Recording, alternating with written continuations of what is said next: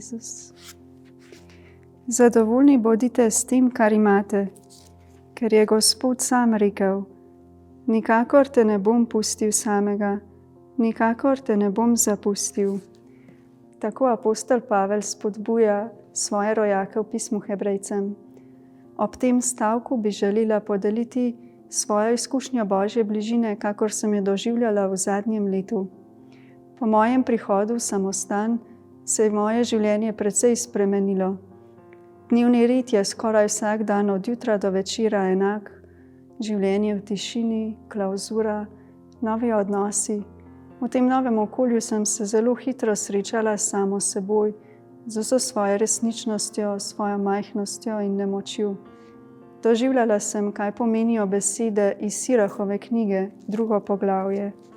Otrok, če se približuješ, da bi služil Gospodu, pripravi svojo dušo na preizkušnjo. Vse, kar pride nate, sprejmi, potrpi, kadar te doleti ponižanje. Zakaj v ognju se preizkuša zlato? Tisti, ki so Bogu po volji, v peči ponižanja.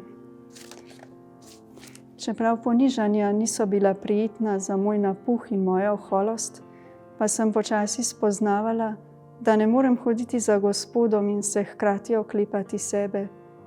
Mnogokrat so me navdajali občutki, da je Jezus nekje daleč, da me ne sliši.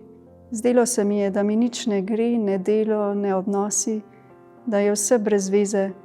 Doživljala sem naveličanost in potrtost. V molitvi sem se zatekla k Božji besedi, ki me je dvignila, me opogumila, po njej me je Gospod reševal. Vaše srce naj se ne vznemirja in ne plaši. Janez 14, 1. vrstica. Gospod te bo vedno vodil in te v suhih pokrajinah poživljal. Dal ti bo moč, da boš kakor namakan vrt. Prerok Izaija. Počasi se je vrnil mir in spoznanje, da mi je bil Gospod v resnici najbližje v trenutkih, ko sem v svoji nemoči končno priznala, da sama ne zmorem in da mi ne gre. Takrat je nastalo dovolj prostora zanj in za njegovo milost, ki me je dvignila, me očistila in mi pokazala pot naprej.